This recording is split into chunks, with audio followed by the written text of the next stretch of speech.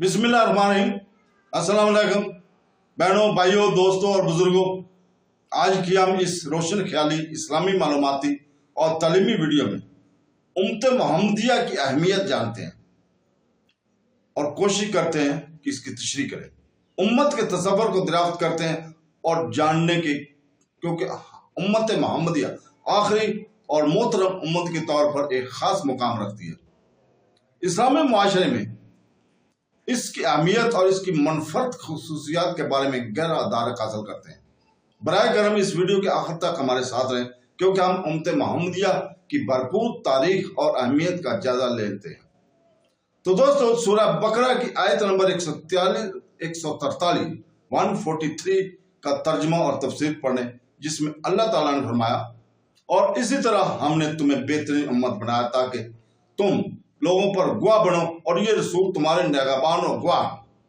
और ऐ हबीब, तुम पहले जिस किबला पर थे हमने इसीलिए मुकर्रर किया था कि देखें कौन रसूल की पैरवी करता है और कौन उल्टे पांव फिर जाता है।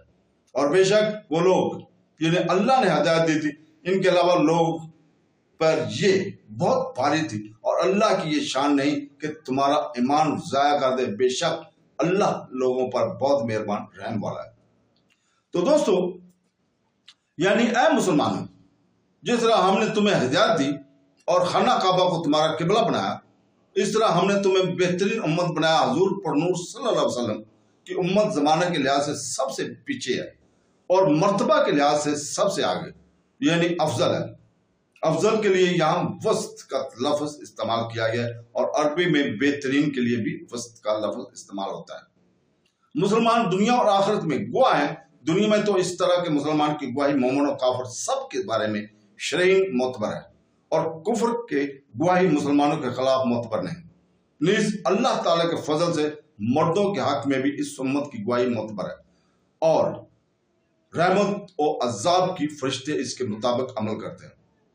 चुनाचे बुखारी शरीफ में हजरत अनस बिन मालिक रज़ियल्लाहु ताला से रवायत है कि सहाबा कराम रज़ियल्लाहु ताला के पास एक जनाजा गुजरा, तो उन्होंने इसके तारीफ की। नबी करीम सल्लल्लाहु अलैहि वसल्लम ने फरमाया वाजिब होगी। फिर दूसरा जनाजा गुजरा तो सहाबा कराम ने इसकी बुराई बयान की। हुजूर पर नूर सल्लल्लाहु अलैहि वसल्लम ने फरमाया वाजिब होगी। हजरत उमर रज़ियल्लाहु ताला ने दरियाफ्त किया, या रसूलल्लाह, क्या चीज वाजिब होगी? इरशाद फरमाया, पहले जनाजे की तुमने तारीफ की, इसके लिए जन्नत वाजिब होगी, और दूसरे कि तुमने बुराई बयान की, इसके लिए दोज़ख वाजिब होगी। तो जमीन में अल्लाह के गवाह हो, और आखिरत में इस उम्मत की गवाही ये है कि जब तुम अव्वलीन और आखिरीन जमा होंगे और कफास फरमाया जाएगा कि क्या तुम्हारे पास मेरी तरफ से डराने और अहकाम पहुंचाने वाले नहीं आए, तो वो इनकार करेंगे और कहेंगे कि कोई नहीं आया। हजरत अंबिया अलैहिस्सलाम से दरियाफ्त फरमाया जाएगा कि वो अर्ज करेंगे कि ये झूठे हैं, हमने इन्हें तबलीग की है। इस बात पर अंबिया कराम से काफिरों पर हुज्जत कायम करने के लिए दलील तलब की जाएगी, और वो अर्ज करेंगे कि उम्मत मोहम्मदिया हमारी गवाह है। चुनाचे ये उम्मत पैगंबरों के हक में गवाही देगी। इन हजरात ने तबलीग फरमाई। इस पर गुज़श्ता उम्मत के कफार कहेंगे, उम्मत मोहम्मदिया को क्या मालूम, ये तो हमसे बाद में आए थे। चुनाचे उम्मत मोहम्मदिया से फरमाया जाएगा कि तुम कैसे जानते हो? वो अर्ज करेंगे, या रब्बुल आलमीन, तूने हमारी तरफ अपने रसूल सल्लल्लाहु अलैहि वसल्लम को भेजा, कुरान पाक नाज़िल कराया। इनके जरिए से हम कतई और यकीनी तौर पर जानते हैं कि हजरत अंबिया अलैहिस्सलाम ने कामल तरीके से फर्ज तबलीग अदा किया। फिर सैयदुल अंबिया सल्लल्लाहु अलैहि वसल्लम आपकी उम्मत के मुतालिक दरियाफ्त फरमाया जाएगा, तो हुजूर पर नूर सल्लल्लाहु अलैहि वसल्लम इनकी तस्दीक फरमाएंगे। यहाँ ये बात याद रहे कि ये तमाम गवाहियां उम्मत के सालीन और अहले सदक हजरात के साथ खास है, और इनके मोतबर होने के लिए जबान की निगहदाश्त शर्त है। जो लोग जबान की एहतियात नहीं करते और बेजा खिलाफ शरई कलामात इनकी जबान से निकलते हैं और नाहक लानत करते हैं, सही हदीसों के मुताबिक रोजे क़यामत ना वो शफात करेंगे और ना वो गवाह होंगे।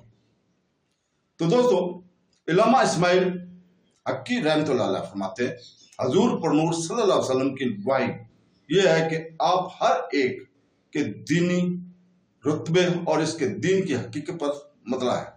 آپ صلی اللہ علیہ وسلم اس چیز سے واقف ہیں جو کسی کا دینی رتبہ بڑھنے میں رکاوٹ ہے، اور آپ صلی اللہ علیہ وسلم کو لوگوں کے گناہ معلوم ہے۔ آپ صلی اللہ علیہ وسلم ان کے ایمان کی حقیقت، ایمان، نیکیاں، برائیاں، اخلاص، نفاق وغیرہ کو نور حق سے جانتے ہیں۔ تو دوستو، اللہ تعالیٰ سے دعا ہے کہ وہ ہمیں قرآن شریف پڑھنے، حدیث پڑھنے، اس کے اوپر عمل کرنے کی توفیق عطا فرمائے۔ آمین ثم آمین۔ اللہ